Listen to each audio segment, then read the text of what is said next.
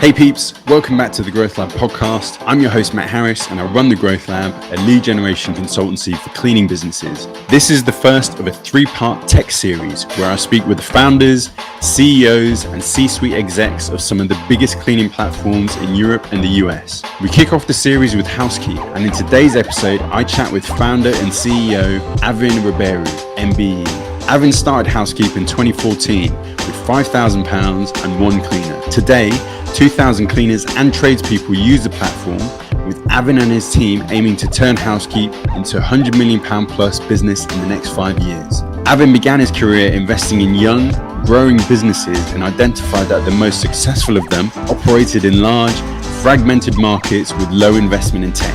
The idea for Housekeep was born out of researching the fragmented home services market, worth £40 billion a year annually with little tech adoption. We talk about Avin's decision-making process for starting a cleaning business and why he chose domestic over commercial, the importance of surveying your customers to get feedback on what they want and how to improve your service, which marketing channels have been the most successful for growing Housekeep, the 4 areas where tech can improve your cleaning business, how to consistently manage and onboard new cleaners, and why you need to invest in your cleaning team, and the one decision that has had the biggest impact on the growth of Housekeep. For more tips on lead generation and insights on the most successful strategies, tools and tactics to help grow your cleaning business, sign up for the Growth Lab newsletter via the link in the episode description. Are you ready? Let's dive in.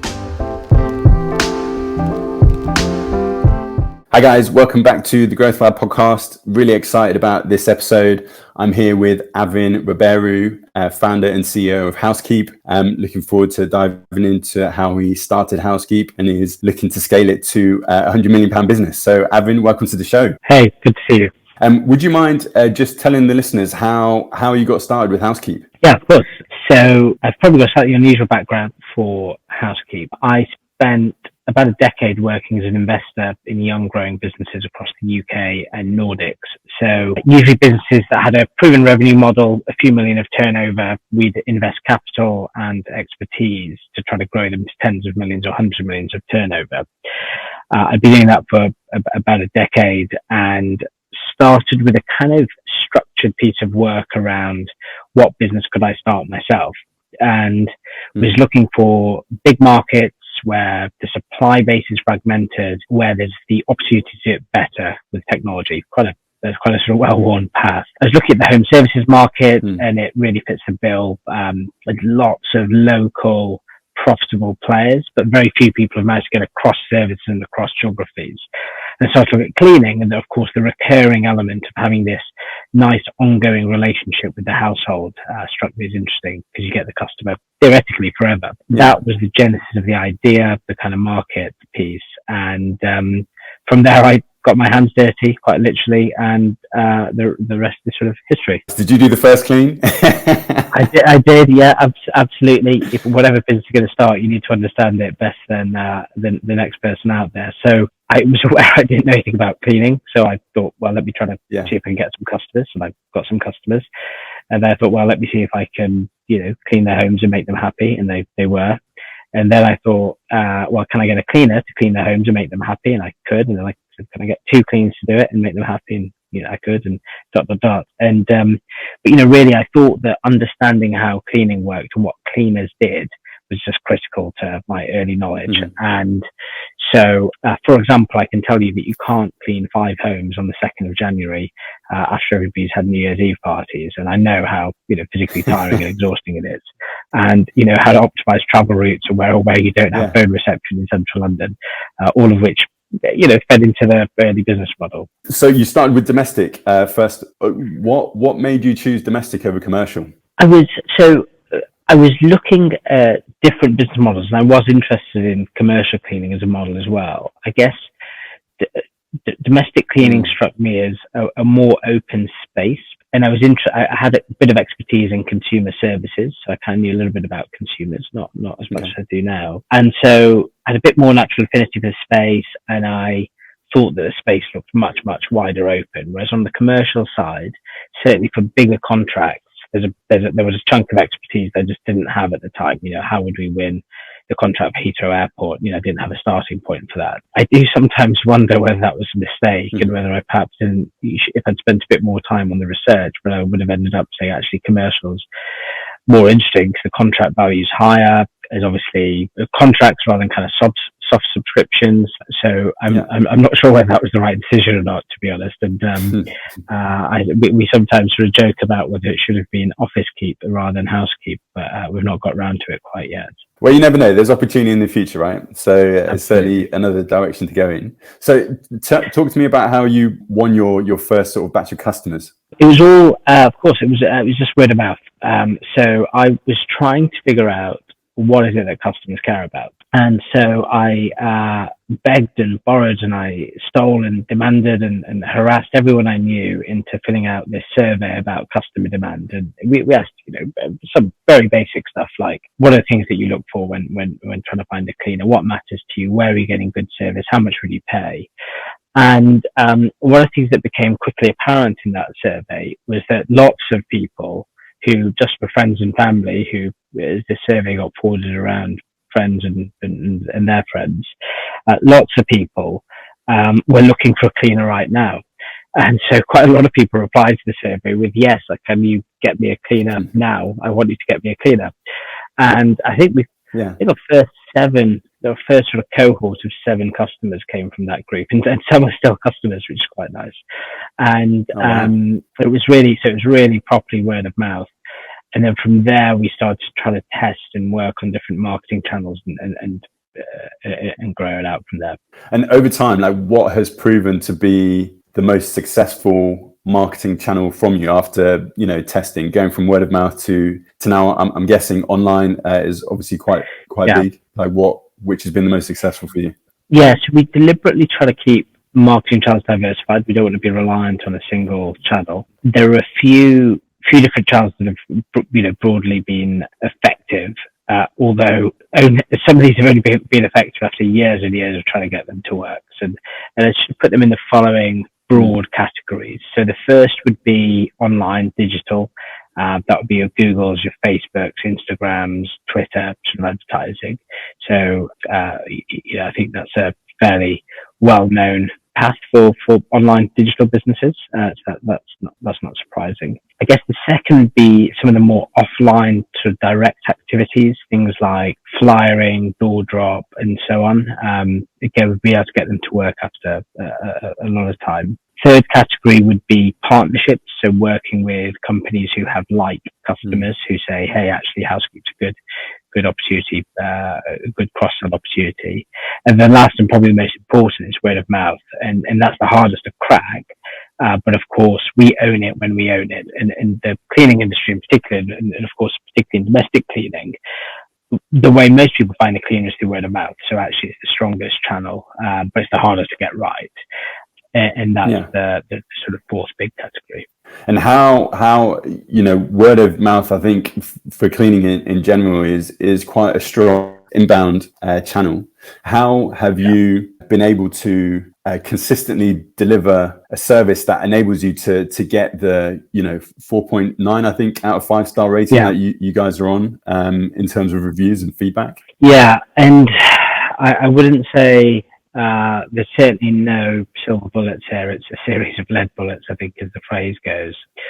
I guess we sort of believe that fundamentally what a customer wants is not a beautiful website or great colors or amazing fonts. They want the house clean. And so we've always believed that, and that came from that very early customer research and doing the cleaning myself. That's what we in the early days, we literally didn't even have the ability to bill customers, which I guess they probably didn't mind, but they had no technology at all. But we're delivering a good service. And I guess what that meant was we always believed that having good cleaners was important. And so we've always believed that 80% of our investment should go into having good cleaners.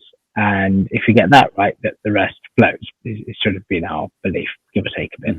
And there's no single thing we've done to get service right, but I guess there's a mindset here of what can we do that improves the service, that makes sure customers get paired with really good cleaners, such that they're happy and they stay. And that's kind of how we've grown up as a business. So it's kind of embedded in our ethos and what we believe and what we care about. But there's no single thing we've done that magically made cleaner quality good. It's just a series of things we've been doing over time, constantly trying to make service better, that has eventually sort of paid off and got the returns. But it's very hard, I'd say. It's much easier to tinker with the website.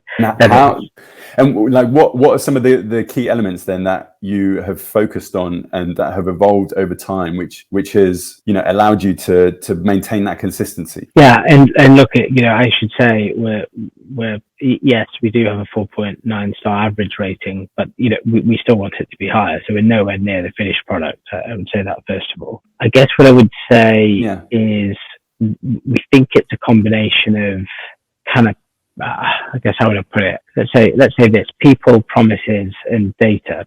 So the people side's really difficult. It's finding people. And of course you can advertise for cleaning work, but who's going to turn out to be a good cleaner? What are their attributes?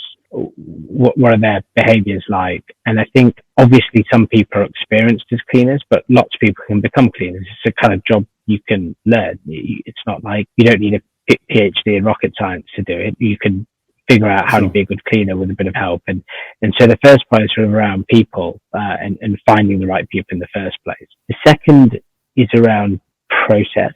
And so that trying to build an onboarding flow that makes it easy for good cleaners to get through the flow, but filters out people who are unlikely to be good cleaners. And when they join, making sure that the process and the onboarding flow is as slick as possible, so that they can go and earn money fast, right? We want to put as much money in the pockets of cleaners as we can. And then the third is sort of around data. So when you get to a certain scale, you have enough data on ratings, on cleaner performance, on customer happiness, that you can start to measure and say, actually, these are the best cleaners. Let's help them find more jobs. These are the cleaners that haven't worked out. We've got to take them off the platform quickly. And you can get the marketplace to start doing some of the heavy lifting once you're at scale. And you need and have the data to do that. With the best cleaners that you identify, do you provide like continuous training for them as well? Is training into a system part of the onboarding process and part of like their maintenance on the platform? We actually don't do any training per se, but we've made available loads of bits of content that help cleaners, I guess, sort of fundamentally understand. I think our ethos is we'll try and onboard experienced cleaners in the first place. So we're sort of assuming that anybody that we onboard knows how to clean. But there's certainly a learning piece about how to use the app. What does this mean? What does that mean? How to get the best out of Housekeep? How to find the right jobs, the right places. And I guess, being completely honest, I don't think we've found a way to do that brilliantly through technology. I think cleaners are humans who want human support and want to talk to somebody. And I wouldn't want to pretend that we found any way that's better than a human having a chat with a cleaner and saying, hey, how can I help you? We've done loads of stuff to automate, to build technology, to build motivational tools, and all the stuff you'd expect us to. But really, the best thing we can do for a cleaner is have a chat with them and say, hey, how can we help? And do that in a nice and thoughtful way, and solve their actual problem, to be honest. Yeah, I saw, I think it was the Birmingham Tech Week, you were on an interview there, and you mentioned that you learned what the users of the app want, what the cleaners want, and then apply the tech to that to be able to solve their problems, right? So what are some of the, as Housekeep has evolved, what are some of the biggest applications that you have utilized the tech for? I think it's sort of common to refer to Housekeep as a technology business, because I think everyone kind of gets that. Tech company sounds kind of good. I don't really think of us like that. I think we're just a problem-solving business. That what's common about people who work at Housekeep is that they just like figuring stuff out. If we weren't figuring out how to run a kind of cleaning platform, we'd be figuring out how to make fish and chip shops better, or whatever the things might be. So I think of it as these problem-solving types. And where technology comes into play really is it does one of two things. It either makes the experience better for a customer or for a cleaner, or it reduces cost to serve. And we can give that money by reducing head office costs. We can give that money back to customers or to cleaners, whilst making some money ourselves along the way, hopefully. And so here's a good example of something that does both. Historically, customers would contact us about some stuff, and we'd contact the cleaner, and then the cleaner would contact us, and we'd contact the customer. That's very inefficient for them and for us. And so we built, fairly obvious functionality for them to chat to each other. So customers and cleaners can now chat to each other. And that both improves their experience because they can get to what they want faster, and it reduces our costs because they're triaging stuff amongst themselves rather than coming through us.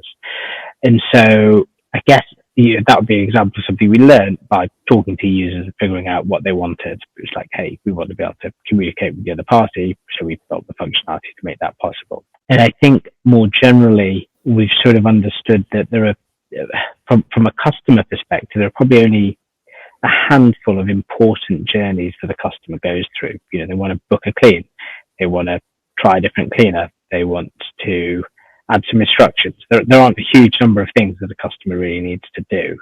Whereas the customer needs to do. Whereas for a cleaner, one of the critical things they need is if there's an issue on a job, like they are stuck outside, they're lost, they need to be able to contact someone, whether that's us or the customer. And so, we'd be able to say, okay, what are the critical things they need to do? Therefore, we'll build technologies to make it easy to do those things. And I guess the application of using the technology to make the cleaner's life easier, as well as, providing better utility for the customer to improve the customer experience, is a constantly evolving piece. Like, how are you getting feedback from customers now that your Housekeep is very well established, and where do you find like the marginal gains that you can make to continuously improve the tech, but also the service that you deliver? Yeah, it's a really good question. It definitely changes as the business scales. In the early days, I think your job as the founder is to kind of take everything and synthesize everything in your own head and figure out what to build in what order. But as the business gets bigger, that becomes kind of impossible, and you have to do it a different way. And I think we certainly can be better at this, but I would sort of describe it as being able to marry quantitative data. The data says there are this many incidents of this nature about this thing, with the qualitative. So what are people saying about their experience? What do they say? So, for example, if you read customer reviews on our website, what customers say is one of the things that they love is that the cleaner's really friendly. And how do you make cleaners on average more friendly? I'm not sure you can as such, but kind of it's about taking that mix of quantitative data and qualitative experiential information and merging them together, and possibly even learning a bit externally, what do equivalent businesses do in similar situations, whether they be a marketplace or a consumer business or a online business or whatever it might be, and kind of marrying those three things together, kind of what are we hearing, what does the data say, what's happening elsewhere, and putting those together to figure out what we should build. I guess what I don't believe is that you should just build forever and ever and ever. And you mentioned marginal gains, and I think it's sort of a responsible sort of executive team should always be asking, is it worth us building this thing? Does it pay back? Is there a good ROI on this? Could we spend that money better somewhere else? And I think it does get difficult, and it can be easy to build more things rather than do a smaller number of things better. And again, I would say we've always got that balance right. It's sort of tempting to build more things where actually sometimes just to focus on doing your core one or two things better. And in saying that, so I know I can see that you're kind of diversifying your piece into home services in general. How have you found that transition and applying the same sort of principles that you applied to the cleaning and getting Housekeep started? How are you finding applying those same principles to different elements of the home service market? Plumbing, electrics, handyman, that type of thing. It's how to put it. It's very easy and it's very hard. So in theory, it's really easy. It's like, hey, this, ultimately, there's a person who wants to sell some of their time to somebody else who values their time. whether you're a cleaner, you're a gardener, you're a plumber. I mean, hey, what's the difference, right? What's the difference between matching up taxi drivers and consumers, or matching up people who want sandwiches with sandwich shop owners? It's not that conceptually different, but then of course it is quite different. So in some ways it's really easy. But I guess and look, I don't know if this is just us and we're weird, but I feel like there's certainly been times where Housekeep better understands cleaners than anybody else in the world.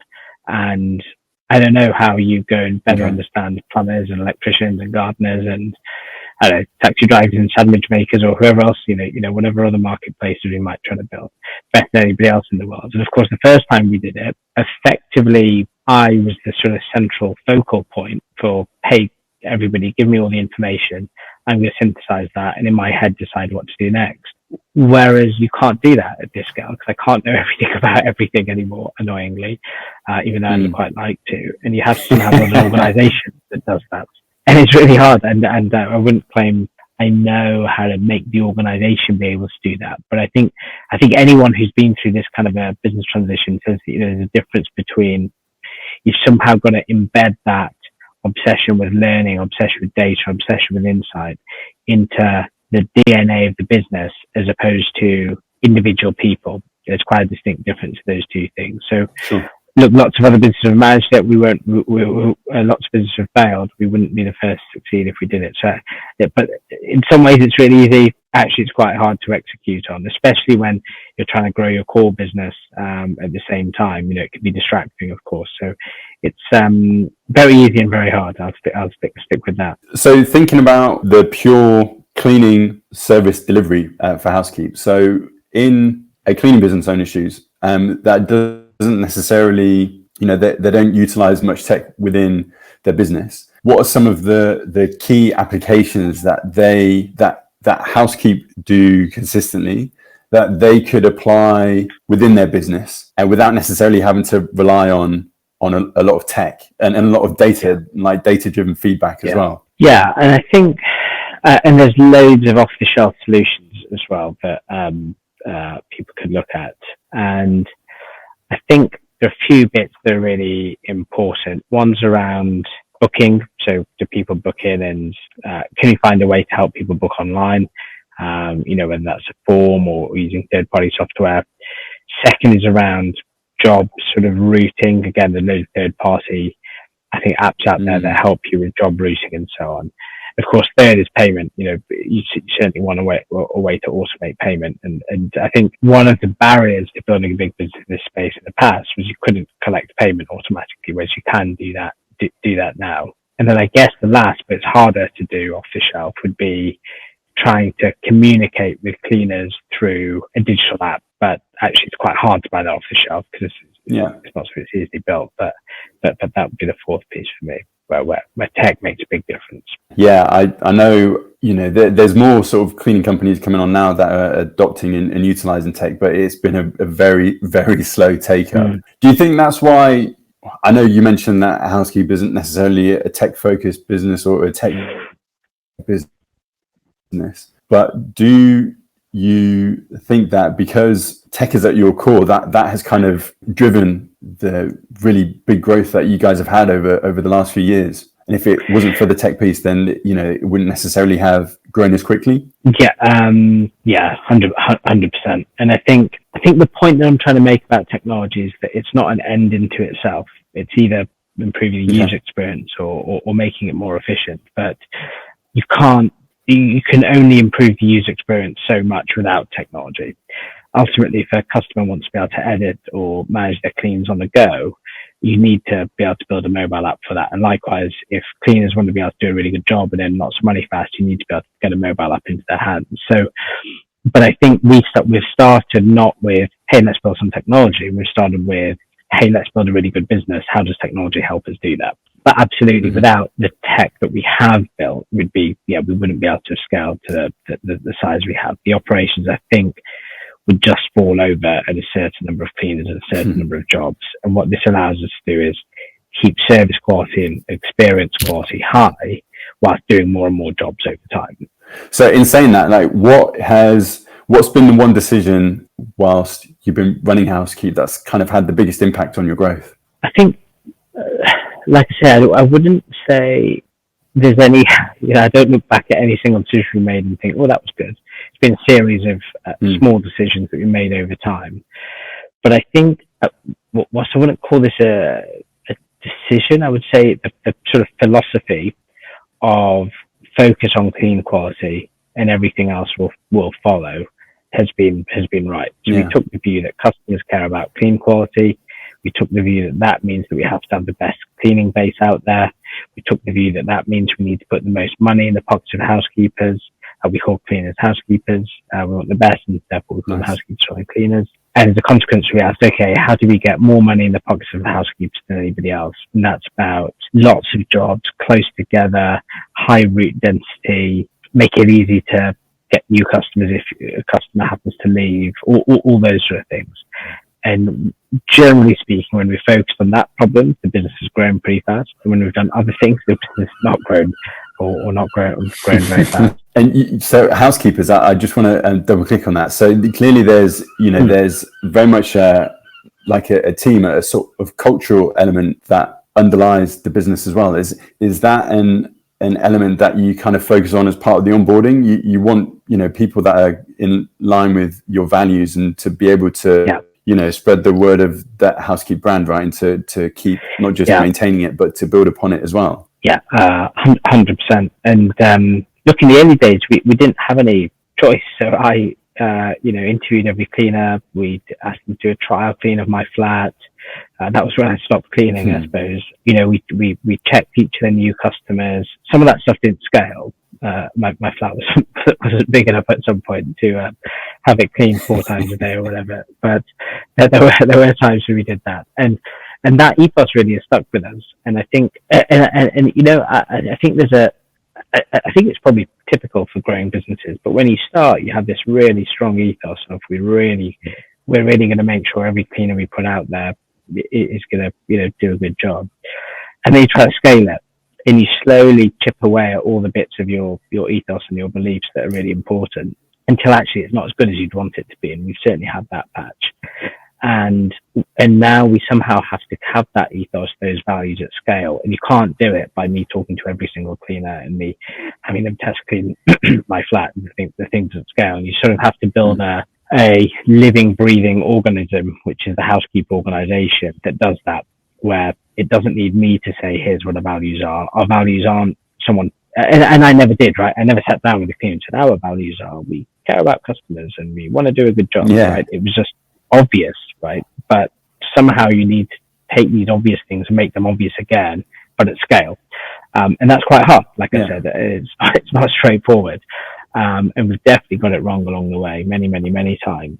But we really do believe that if we get that right, that other things follow. And for us, it makes, one cleaner could be looking after 15 customers. So it makes good business sense to look after a cleaner because they look after 15 customers in it sort of follows. But that's not why we do it. We're kind of a bunch of people who a lot of the early team here have been out cleaning for quite a lot of their early days. We all know how hard it is. We want to build a business that our mums would be proud of, to use a sort of bit of a cliche. We want to help cleaners. We want to help them earn more money. There's a kind of mission piece to us that's just inherent. That's not really, we do that. If we were running a fish and chip shop, we want to run the best fish and chip shop. And if we're going to run a cleaning platform, we want to run the best cleaning platform. We're just people who are like that, with that ethos. And I think this market benefits from that because service is so important. And so, and there are probably other markets where it's not, and I don't know whether that fits coincidental or somehow sort of destined, but certainly that matters a lot to us. And just to stay on the recruitment aspect and finding your housekeepers, has that sort of been more of a challenge over COVID aside, but even before that, has it, following Brexit, has it been more of a challenge to find not just cleaners, but good cleaners? And if so, how have you managed to consistently onboard, the right cleaners to help grow your business? Yes, the first part, I suppose, yes, it's definitely harder. I suppose, I'm I'm an economist by education, and it wasn't intentional, but I certainly get to use my economics as part of thinking about this problem. I mean, it's a supply demand problem. The supply of cleaners has reduced ever since Brexit, and perhaps accelerated at certain points during COVID. That means that prices have gone up, and possibly the market size is similar or smaller or bigger. It's not really clear. I think it's hard to know. And that has all sorts of weird unintended consequences. So it means because there's less supply, more people are in the market for a cleaner at any one time. Fewer people can get a cleaner through word of mouth, and more people are online. Our competitors have supply troubles, so more people come to us, and all these weird and wonderful effects. It's hard to know what that means for demand. So is it harder to find cleaners or good cleaners? Absolutely. No doubt about that. Does it get compensated by higher pricing? Probably, possibly. Navigating it is academically interesting, but not always interesting and exciting if you're actually the guy that has to navigate it day to day, right? It's challenging when customers say, we desperately want a cleaner, can you help us? You have to say, no. How have we solved it? Well, I suppose I've sort of alluded to the answer already. I mean, partly through pricing. So less, if we can't find cleaners at a certain price, we have to raise prices and help cleaners earn more money. Yeah, that's certainly one of the big levers into the supply demand here. I think one of the things that we don't know, that's really hard to know, is whether we would be in a better or worse position if supply was as it was. And it's sort of unclear that to us, I guess. So we've just tried to keep chipping away at the cleaner experience over time. So we gather information from cleaners on how could things be better, what could we make better. We look at obviously the data that supports that, and keep shipping changes and improvements. And I think have to be a little bit careful not to just keep trying to go for incremental gains, but to ask what are the big few things that cleaners really care about, and say, are we focusing on improving and delivering them and improving their experience? And I think that's offset some of the supply challenges, because we've been, even though supply's got harder, our propositions got better, and those things have perhaps cancelled themselves out. Yeah, there's one thing I just want to pick up on before we head into the quick fire round, Avin, because I know we've been going for nearly 40 minutes. You mentioned price. So I spoke with Louise Treherne, who's the director of the Domestic Cleaning Business Network, which started just before COVID. And I think one of the key elements of her starting that association or the network was to drive up the price in the domestic sort of cleaning market, because a lot of cleaners were charging £10 an hour and really not making any like profit. They were covering their costs just about. And she broke down, how, what is a fair price and that type of thing. How have you managed to maintain, I guess, competitive pricing throughout, Housekeep's journey and maintain that competitiveness as well up to the current day? Yeah, I mean, I guess to some extent, we don't want to be particularly competitive. We'd rather deliver a good service at a good price that means cleaners earn good money. I guess we don't really think that there's a interesting business or a business that we'd want to be building, a low price to consumer, a low price to cleaners, where no one's very happy, basically. So we'd rather actually be at a premium, be positioned at a premium, and help cleaners earn a premium. That's always where we'd like to play. I'm not 100%, it's been a few years. There's been times where that's probably not been true, but it feels like it's probably true today. But I'd sort of firmly agree that prices have been going up. They probably will continue going up. And I think it's sort of easy to look, if you look at New York or Switzerland or Germany or Sweden or lots of other markets, actually pricing is much, much, much, much higher, sort of in the 30 to £50 an hour range. So it's a completely different market. I think the UK, for some reason or another, for a long period of time, was reached at £10 an hour. I think, that's not the case today. I think people are expected to pay £15 to £20 an hour for a cleaner. Whether the UK ends up in a similar place where cleaners cost £30 to £50 an hour, I'm not too sure. Well, that does the market size, I'm not too sure either. Does that reduce the number of consumers, or actually is it a sort of necessary service that people buy, or does it change their consumption to be less frequent? Or all these things I think are possible. I suppose sort of, again, the economist in me finds this quite interesting. It's quite challenging to navigate it. But what I would say is, we're the biggest in domestic cleaning. We think, it's a very strong team. We've got very good data. We should be able to benefit from market disruption. And so this should leave us in a stronger position, because market disruption is good if you're in the strongest position. I can tell you it doesn't feel like that all the time. It feels like you're kind of just trying to figure out lots and lots of different things simultaneously. But hey, I can tell you the philosophy, and I can tell you the reality as well, I suppose. Yeah, right. Yeah, no, that's fair enough. Well, look, Avin, I appreciate your time. I've got a couple of quick fire questions before I let you go. The first one is, what are the 3 non-negotiable skills that you believe have been essential to you and your team growing Housekeep? I think I've only got 2. It's a people business. Okay. This is people, both sides of your marketplace, working in your office. So empathy, understanding people and what they want is really critical. And second, it's a service business. So you've got to understand the details, how this thing works, nuts and bolts. You've got to be a bit obsessive about cleaning. So you've got to be a detail-oriented person as well. And what's the one piece of advice you'd give a younger version of yourself before you started Housekeep, before you knew everything that you know now? I always respond to this with, don't do it. Why on earth would anyone start any business, let alone a business in the cleaning industry? It's really hard. Don't do it. Do something else. Don't put yourself through it. But if you're going to do it, if you're still going to do it, if you're still crazy enough to think that you're going to be the guy that's successful and, blah, blah, blah, then at least enjoy it. I think as you get a little bit older, and I've got a few more grey hairs than I used to, enjoy the journey. And I think I've historically just wanted to get to the end as quickly as possible, whereas I'm almost learning to enjoy what I'm learning, the challenge, all the difficult things along the way. I'm sort of starting to take them in my stride a bit more, rather than just think about where's the end, where's the goal. The goal actually is the journey itself. So my advice would be to enjoy the journey if you're going to do it. Yeah, perfect.